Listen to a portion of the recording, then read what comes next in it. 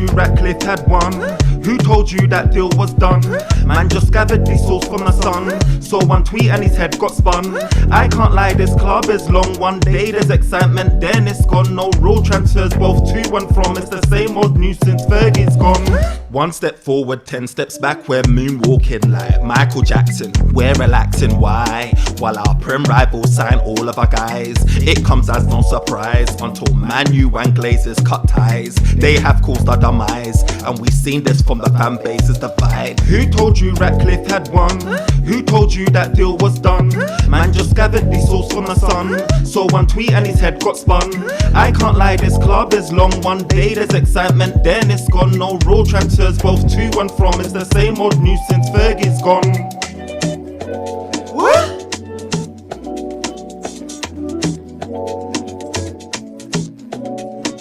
Yo, this is the OT99 Banter, where opinions are shared and smoke gets served. Look, we're back again with another show. It's your boy Firms, and I'm joined today by NK and Muba. And today we are going to chop it up. What are we going to chop it up about? We're going to chop up about Manchester United, the takeover, the Glazers, Sir Jim Ratcliffe, the Sheikh Jassim, and what it means for our season, man. Obviously, we've been feeling the impacts. Signings are just going left, right, and centre.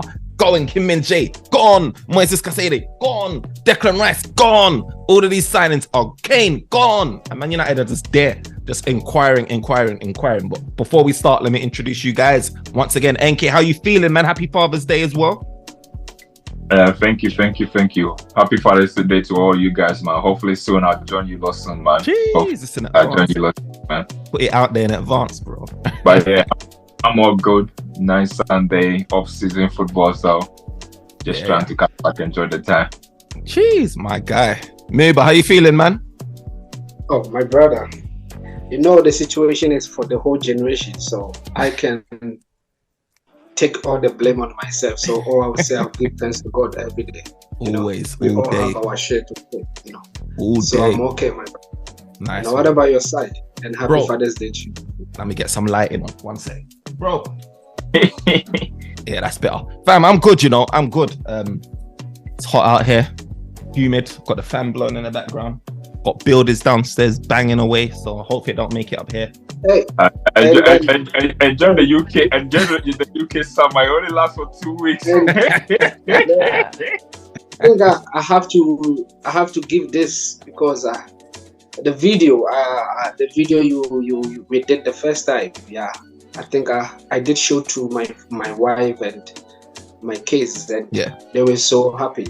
They say I must give thanks to you because now they see me happy because I'm doing what I'm always supposed to do. So I'll tell you this, Muba, yeah. The first time we started doing these, this is me and NK jumped on this like last year. NK was the first one to jump and we started doing this. Then got Edwin on board and he started doing this year. The first time I started doing it anyway, I was rough around the edges. I would like overtalk certain points. I may still do that. Like there's all sorts. And I'm even still like trying to learn. NK as well was rough around the edges. Bro, now NK, it's like ease, bro. And it's just, when you done it on the first video, it's like you've been doing it for a long time. So like, it's like, you're meant to be on these type of talk shows, bro. You're meant to be doing these videos, bro. So. Man. Sign the contract. Brother, it was smooth. I ain't gonna lie, it was smooth. You get me? And it's not easy to talk in front of a camera. See, when Muba signed the contract to join the team, make sure that he turned up for the 7-0 defeats. Make sure he turned up. Liverpool hurt me. It still haunts us to this day. That's the downfall, is when you've got to come and do a video after a disappointing, we need to do it. That's when it gets more traffic. A clip of some of the best moments of the season, because that was a painful day, man. Muba, that was a oh man. Well, you know what? We're gonna have a whole year's season worth of stuff now going into this new year, man. It's gonna be epic, man. It's gonna be epic. Hopefully, I'm gonna do some little upgrades as well, minor tweaks here and there as well, to just make the page and the channel a little bit more. Just that little bit to try and improve it here and there. So we'll keep that in the background, keep it ticking. But yo, let's get into the football, man. So Manchester United and this takeover process, man. Look, Big news broke over the last week or so about Manchester United's takeover and the potential exclusivity that is being handed to the Sheikh Jassim camp, the Qatar camp, over Sir Jim Ratcliffe. And all of the news that we've been hearing before, it started with the Qataris like leading, then it was all the Sir Jim Ratcliffe, and now it's slightly the pendulum swinging back to Sheikh Jassim. What's your thoughts on all of this news that's coming out, man? Like, is it just another headliner? Like, is it giving you more optimism? Like, what's your thoughts on what's happening right about now? Yeah, because you know, with the Glazers, since they've been at the club, we know that everything that they do is always been slow, you know. So, but I think the thing about us fans is that we never learn our lesson. We are always very optimistic, always very hopeful that things are going to be done quickly, but they've never been like that. So I think when all this process kind of started back in November, we thought it was going to be a quick transaction, but we were wrong because they are never known for doing quick transactions, you know. So that was the first one too. And one thing that I think we were very kind of like confused by too in the dark is whether they were going to do a full sale or they were going to just get minority thing, because the way they put the statement out, it looked like they were looking for both. Now, obviously, it became clear Jim Ratcliffe, he's been trying to buy the club for God knows how long too. So he came there. Qatar also kind of like came in there too. So from the get-go, we just felt like, okay, you know what? There's no way Jim can go toe-to-toe with Qatar. Everybody just thought this is just going to be one of those fights. The Joshua Elliday fight where he goes in there, run 3 and then knock out and we go home happy. But it was never like that, because Jim is clever. He said, look, you might have the pocket, but I got different ways to kind of like prolong this bait. So that's what he did, where he kind of like actually like offered something that probably the Qatar was not willing to do, which is also keep like the Glazers there too, which as fans we don't like it, but it's how he feel like he can kind of like get ahead of Qatar. So it's been a very kind of like complicated kind of like situation, and I think for a fan point of view, it's a nightmare situation to deal with too. But one of the things that fans always say, like, oh, Qatar have money, so why have they blown? I read this article that did kind of like make sense to say they don't want to come across looking like a state bid where they come there and then straight away flex their muscles. So I think what they've been trying to do is just literally like negotiate to say, hey, you know what, this is not a state bid, this is just an individual person trying to buy the club, so we just want to negotiate just like how any individual would negotiate. So I think from a business point of view, it probably was to be expected, because when you have a bidding war, this kind of things happen. But from a football point of view, from a fan point of view, this is a nightmare, considering we got a transfer window that just opened. Terrible, man. It's absolutely terrible, because it is a nightmare. And the Glazers, like you said, they just take forever to do deals in the best of times. Now we're in a window and we're seeing Arsenal linked with players and everyone's just linked with players and strengthening, and with all the positive stuff. And it reminds me of the Mourinho season where, you know, he wanted to build onto that next level and he just didn't get backed. And in a way, like, obviously Erik ten Hag is wanting to build on that, what he has accomplished this season, and it's looking like it's not looking good for him. Muba, what's your thoughts on how everything is going, man? Because you know what, like, we heard all of this news, Rio Ferdinand, groundbreaking news saying that, you know, it's looking like it's gonna happen, but then there was a slight undertone in his voice of like, but then, you know, he broke the Ronaldo news and look what happened. You know what I mean? So what's your thoughts on this? And are you swinging towards who are you even favoring? Actually, I don't even know. You know, like, before I get into this whole situation, both sides, Jimmy Cliff and the Qatar, have to put in consideration they both are business people. You understand? Beside the business aside, their business is being marketed. So they've been purchasing Manchester United as a way of also doing marketing in terms of they advertising other businesses that they have, because they're putting their name onto the board, because they're using Manchester as a brand to also advertise themselves. Okay, so when you come back to the marketing strategy, they know the situation of the fan base. You know, when you say science, people will react to negativity more than the positivity. You understand? So when people are so into downfall or the negativity or a part where they have been breakdown for a long time, their body consumes that negativity energy for a long time. So what the body do is they navigate onto how they've been believing that, okay, this is what we've been consuming for a long time. So they know the Manchester United fan base will be looking for a new owner. So how are they going to play with our emotions and our mindset? They will use the marketing strategy. So the marketing strategy, it goes with who?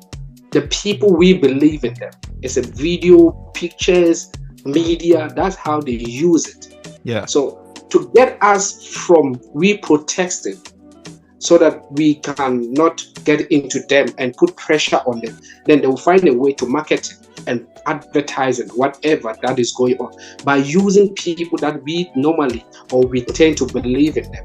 So who are those people? Media, videos, and all those things. So the old players are also part of the marketing strategy. The old players are also part of the marketing strategy. But remember, when the process started, most of the Manchester United fans, we were doing protests every day. So the protests were going to be on top of who? The Glazers' neck, and which means they're going to make a quick decision. So, and that's what they don't want. They don't want to make a quick decision because they are indecision now. They don't want to leave because they can see there's this victory that is coming ahead. So they can sense it because they are business owners. They can feel it that now we got the manager. If this manager qualify for Champions League and this manager managed to go on being a second or compete for the Premier League or compete for Champions League, the value of Manchester United is going to project again. Can I just say something to that, Muba, though? If they can see a future in Erik ten Hag and they can see potentially keeping him, they can go on to win the Premier League or do big things. Shouldn't they be saying right about now, we're going to back you? Because we need to build off last season and we should be seeing signs that they're backing him. But we're not seeing signs. We're seeing indecisiveness and delay. So it's going to be counterproductive. That's what I'm saying. That it's a mixed emotion. It's a game plan. Every marketing project, they know how to do their project. You understand? By using the situation and the previous situation, the current situation, the previous situation, to manipulate the fans and to manipulate people who are also interested in what's going on. You understand? So me and you can sit here and say they're not backing the manager, but in a certain way they are backing the manager. Because if they're not backing the manager, they would not go for 100 million or 90 million pounds a player. They will not go for it because the manager insists he wanted. The manager go for Casemiro, which is also more than 60. You understand? So in terms of that phrase, you can also say they're backing in terms. But since we as a fans, we want more, we want to consume more, we want to expect more. So our expectation has been taken for granted. Our expectation has been played with the mixed emotions and feelings. So now we are so concerned about them getting out, and we are so concerned about what we want, but not what actually supposed to be. You understand? That's why sometimes there's a saying that when you are hungry, don't go to the shop. Because when you're hungry and you go for shopping, you might buy something that you don't need. That's me every week, bro. But Muba, so what I don't get, Muba, is the fact that you remember when the fans did the biggest protest, they wrote a letter. They were so pressed. They wrote this letter of all the promises. They haven't delivered on these promises, these Glazers. They haven't come out. They haven't really. They said, they're going to give a percentage to the fans. They're going to do all of this stuff. None of that was followed up. And my thing is just like the Glazers are always going to be the Glazers. And I just feel if they really want to get back with this club and, stay and everything like that, they've got to be listening to the fans. The fans there's nothing going to change. I don't get it. And it's just... And remember, before that we don't want them anyway, disclaimer. Yeah, before that letter, Richard Arnold also had a conversation with some group of people in a bar. If you remember, that video was circulating. You understand? So let me give you the example. Fem, this is your project. This is your company. Me and NK, we are fans of your company. We pay dues being a fan we pay tax to you as being a viewer. You understand? Okay. So this company of you have been going on for a long time, and we have not seen certain changes, and we have not seen certain demands that as a viewers and as a fans we require and we want you to project for us, and we don't see it. So mind you, you entertain us first to fall in love with you. You entertain us to fall in love with you. So you were the first fan. You were the first fan, and we became the second fan. You understand? So you manipulating us is 80% for you to manipulate us than we manipulating you. So what do we want as an audience? If you watch us, and when we complaining, when we nagging, and when we put our story to you, we present our information to you. When you read through the information, what do you see and what do you think you can give us? Mind you, you're a human being, so you will digest what information we give into you. Then you find the iota, what we want. So you intend to give us what we want. What do we want? We wanted the Glazers to go out. We wanted the Glazers to get a new players. We wanted to change the environment. We wanted to change our structure. We wanted to change everything at Manchester United. So what did they do? They gave us a new manager. You get it? But they gave us rid of themselves. They need to get rid of themselves. That's the key. So when they did that. No, I was just saying, like, one of the biggest things that I see, because obviously this club did serious investments. You know, this club need to go to a different direction. But I think the owners for the last few years anyway, they've been playing this kind of like a fight with the fans. They want the fans to accept a certain type of like standard, and the fans also are not ready to accept that kind of like standard. Do you get what I'm trying to say? Because they try to find different ways of trying to like do stuff. For example, the stadium. We need a new stadium, or we need to upgrade on the one that we have. They don't really have the capital to do that as of yet. But in a way, they're trying to make us convince us that that's like the best place. So it's just one of those ones where something needs to give. You know, in order, if they see a future and they see that this project, this club can make more money in the future.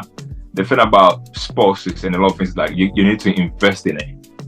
But the problem is, since they've been at the football club, they haven't invested nothing from their own pocket, and this club need an investment. So they are in a crossroad where you either invest money from your own pocket, or you find ways to kind of like invest into the football club.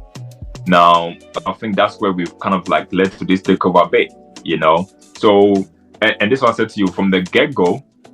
We never knew what their true intention was. Do they want an investment so that they can be part of the growth of this football club? Or do they just feel like, okay, you know what, we have had enough, we're going to take the money and find a different project? And I think that's where we are, this kind of like crossroad too. But the whole takeover thing has been a mess. Obviously, from a business point of view, them selling, I don't really have a, what do you call it? I don't have an issue with them from a business point of view, because if you are selling something and you put a price there, or if someone don't meet your price, naturally you don't, what do you call it? You don't sell. And if two people want it, you're going to play them against each other until someone pay a higher price, you know? So for that, I don't really blame them. But from a football point of view and from a fan point of view, I'm very... She had something to say, but she wanted in. You see, that's what you see. The what NK is saying, Feb. That's what I'm saying to you. So for them to get the fans off their back, they have to play in a marketing strategy. Yeah. So they have to feed us with the news that we can be gassed on, we can be happy, so that we can put much pressure on them for delaying for whatever decision they want to make. You understand? So it's a business. If you're doing business and some people pushing you to make a quick decision, you have to find a way to make your own decision. So to do that, they have to play with the marketing strategy. The marketing strategy is what they've given to us, using the media and Jimmy Cliff, both sides. You understand? And using the part of we fans, we've been hungry for that to happen. What do you think Muba is ultimately going to happen though, Muba? What do you think is the final outcome? It's going to happen. They're going to sell it, but they're not going to sell it in the due time of what we, the fans, we want. Who they're gonna sell it to? They're gonna sell it, but that's the thing. Yes. Not to who? For who me, who's winning? I said this, fam. I said this to NK the last time. I'm a fan. Manchester is what I support. I don't support individual. I don't give anything preference with any individual. You understand? What I support is Manchester United. So if it's fair, you coming to my club and making the club what as a fan I want to make the club to challenge Man City, to take Real Madrid out, to be the Manchester United I enjoy 90s, 80s coming. So what, Muba, you don't have a preference? I don't have a preference because I'm not a politician. I just want somebody to make money. I don't play politics. Do you know what? I tell you. Do you know what, Muba? Yeah. In order for Manchester, see the thing about me, I said it from day one, that I wanted Qatar even before I knew about this deal that Jack Ratcliffe was doing, when he was saying he's gonna sell. Because now a lot of the fan base is like, I don't even want Jim Ratcliffe because of his deal with the Glazers and involving them. Me, I said Qatar because the promises that they made, they're non-interest in money, where we've had owners that's just had a sole interest in making money. It just was refreshing. They're saying they're going to invest $1 billion. They're going to clear all the debts, which has never been like all of these things. I couldn't look past it. Develop women's football, develop the surrounding area. Right now, the surrounding area is Manchester. You should hear about the fans talk about the youth facilities and the like. It's everything is just Man City. It's blue. Let me tell you this. Let me tell you this. The reason why I don't have a preference when it comes to businesses, comes to somebody doing something. Let's assume I choose Qatar. You understand? And let's say Qatar didn't have the chance to own Manchester United, and let's say Clef got a chance to own Manchester United. Since the part of me, 80% have invested into Qatar. Now my doubts are going to be on Clef's. Even when he is doing a good job, I'm still going to criticize him. And I'm going to criticize him in a way where I don't have the facts, I don't have the content, I don't have anything, just because I didn't want him. So everything he's going to do for my club is going to be not enough. And I don't want that part of my body to be like that. So I want to make peace of my body. I want to make peace of my mind. And I want to enjoy my football. So I don't have to judge you, even though you're doing good for me. It's like, okay, Fem was the one who never let me go to university. You understand? Then tomorrow, Fem call me and say, hey, this is what happened. Then I'm still holding that grudges, saying that, Fem, since you never made me go to university, I still believe that you are the one collapsing my business, which is... Look, let Muba be the sensible one. Me, you know me, I'm never the sensible one. So let him be sensible. Me, I'm not going to be sensible. Look, I don't want that. I want contact. Look, to me, it is very simple. Look, we have City, and then now Newcastle is coming inside too. We don't necessarily have the best of like a recruitment team anyway. So our recruitment has been very, very poor. And to me, I think if Sir Jim comes, I don't know what kind of like money that he's gonna probably just throw inside too. And you heard the manager speak. The manager said, look, it's not about spending money, it's about spending the money in the right way. Now, from some of the research that I've done, especially with his some of the teams that he owns, having a good striker is not something that he's been good at. You know what I'm trying to say? Because one of his teams is Nice, which is in France.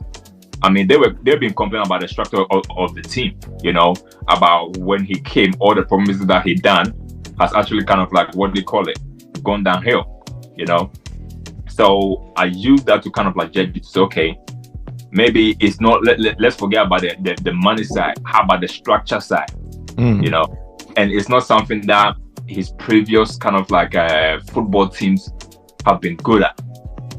So straight away, I had my doubt about that. Even a man running Nice right about now making those decisions is not a football guy. No, well, the cycling guy, he wasn't necessarily like running it. He carried out an audit because when they went, there were so many bad things that was going on. So he kind of like carried out an audit to find out what was wrong there. And he did carry the audit, and then they did nothing to kind of like put people in place to try and kind of like help it. But when you have the club captain coming out speaking bad about what you call the owner, it kind of reminds me about what we're going through right now with our football club. So to me, it sounds to me like, oh, we're gonna swap the Glazers for another owner who probably gonna run the club similar to how he's running it, like in a way. Whereas with Qatar, they are being very unknown to us in a way. We don't. Well, they were Sheikh Jassim, who's buying the club. We don't really know him about running a football team. He's a ghost. You've seen him. Yeah, he's a ghost. But obviously, we trying to feel like it's a state debate that's going on. People trying to compare it with like the PSG. Look, if we're gonna be able to, that's fine. PSG has won so many league titles, you know. So if you want to bring me so many league titles, I'll take it. If we don't get champion, that's fine. I want to ask this question, NK. I want to ask this question. You see, all what you said is a fact. You understand? And I agree with you what you say. But what I'm saying, is there any logic behind that? When you get the money, the team is going to be the team that you want. The club is going to be on the right direction. Because I think, Muba, look, if you look at United, yeah, one of our biggest problems that we've had is moving players away. Because once we get them onto the books, because we don't have that type of like investment, it's very hard for us to kind of like get them back out of the books. I just want the way City is, where they are able to like they buy players when it doesn't work, they just literally like sell them quickly and just bring someone inside. Look, if I know my owner got money and they can be able to kind of like the turnover of players can be very quick, where boom, you come 1-2 seasons, it don't work out, we move you and bring someone inside. I'm able to, I don't think it will 100% be okay, but I'm able to kind of like take that route as a risk compared to the Jim Ratcliffe one, because with the Jim Ratcliffe one, I kind of like know what to expect from them. But Qatar is more like unknown. But if I'm judging it by some of the state owners or kind of like people that have come from that kind of like places that have bought football club, they have tend to have more success rates compared to those types. That's why I'm kneeling more to Qatar, man. I just want the money to come. I want things. That's what I'm just heading anyway. So, what are the question I was asking? Because if you look at Newcastle now, I don't want to use Man City because Man City has become successful with their money. You understand? So I just want to use recently Newcastle. If you watch Newcastle now, the people that have been placed in that right position to do the job, they are doing it in a good way where it projects the club. It's giving the club the success they've been wanting. Because if you watch right now, they were on 10th on the league. The players that they brought in was the right players for the project. They are trying to change their dynamics and their everything that is surrounding the club. And you can see that it's the people that they place into the right position are doing the right job because they were the right people for the job. And if you go to Man City, it happened the same. So we can get the money, we can get the Qatar, and we can get them. But what about the people that are going to do the job to make the club become successful? Because if you talk about the Glazers, the first question people were talking about, people were blaming Ed Woodward.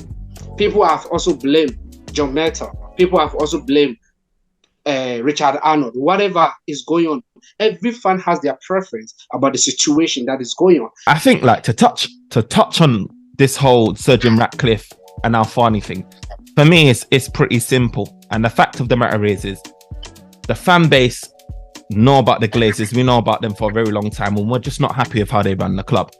Now, for a guy to say that he's got a season ticket or whatever, he's a Man United fan and he's all of this and he's getting into bed, with the Glazers, just as a business move, just doesn't ring well with me. Because if you really love the club, would you really do that? Because no one's to say that you're going to be able to fully acquire. It's just complicated. No one's to say that you're going to be able to fully acquire the club eventually if that's what you're intending to do. And for me, it just puts us in an awkward position again with Sheikh Jassim.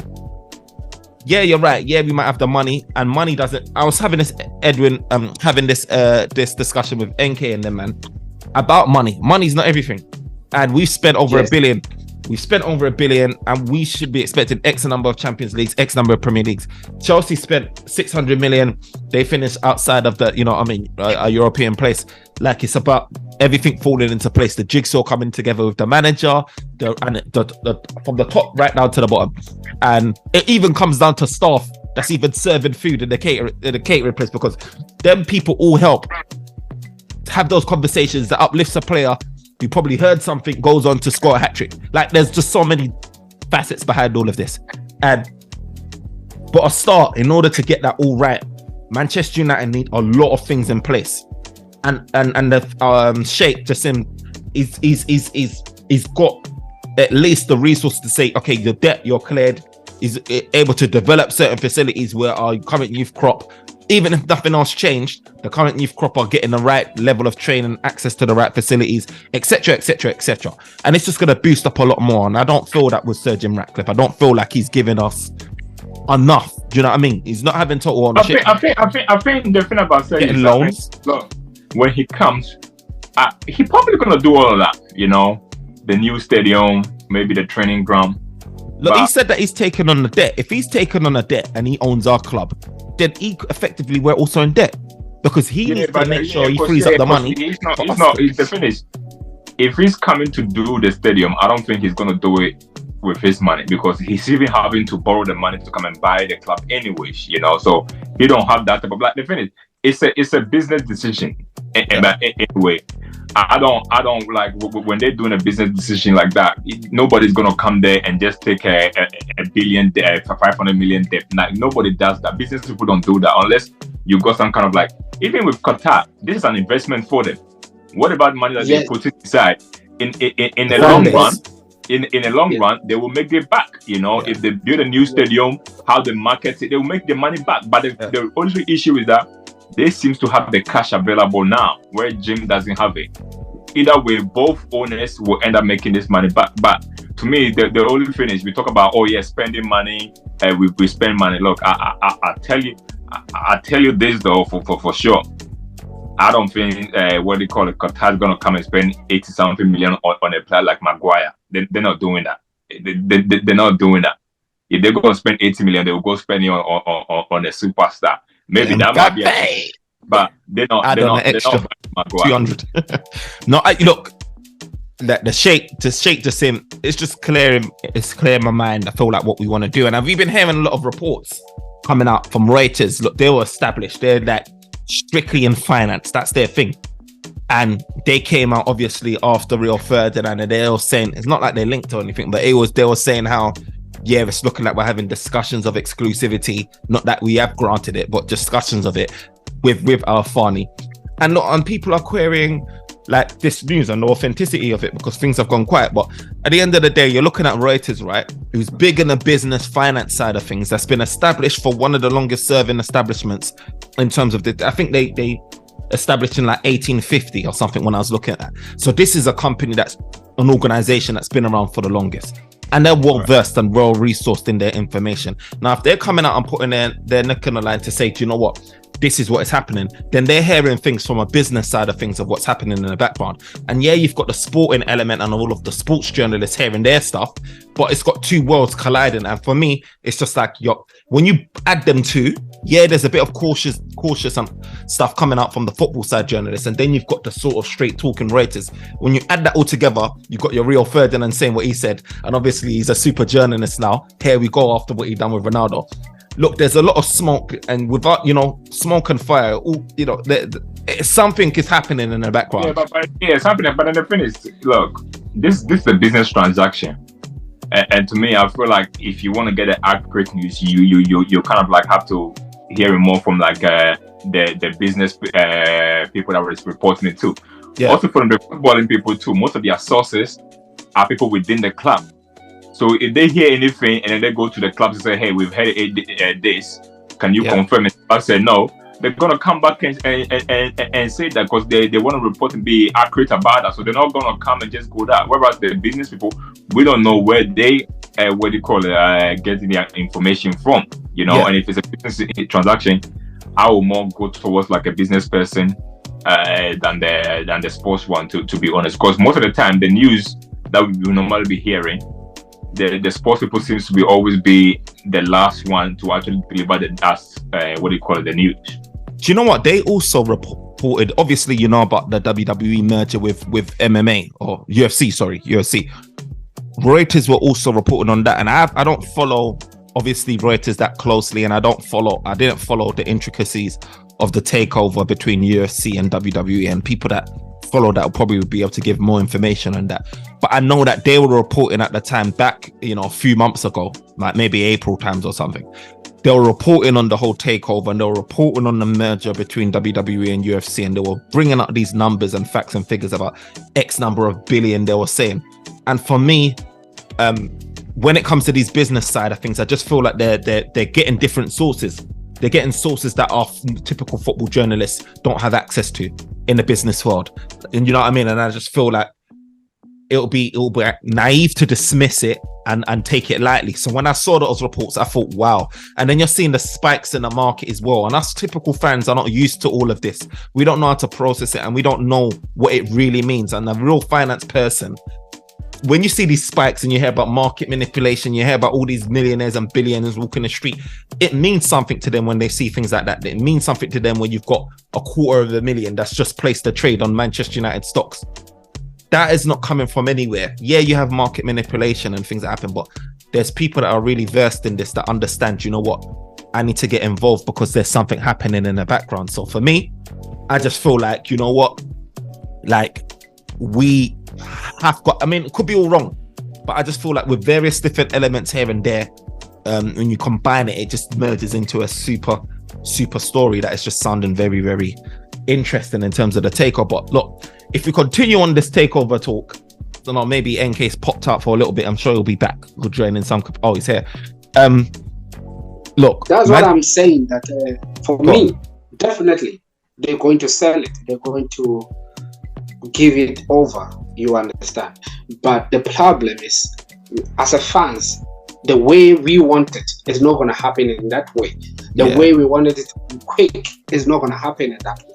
So definitely, for them to be easy, for them to get the fans out of their back, definitely they're going to use the marketing strategy. And the marketing strategy, they will get involved with this media, they will get involved with these companies and all those things, just to buy time to make whatever decision they want to make.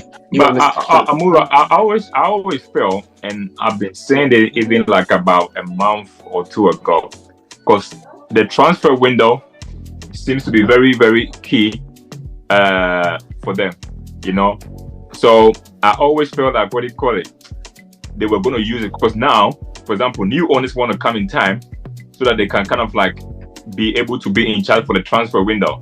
So what they're doing is that, and the Glazers knows this, and they've set the asking price. So it's a question of that whoever wants it, you either pay up the asking price, be in charge so that you can control your transfer market, or we're going to sit here and mess the transfer market up, because eventually we're going to leave anyway.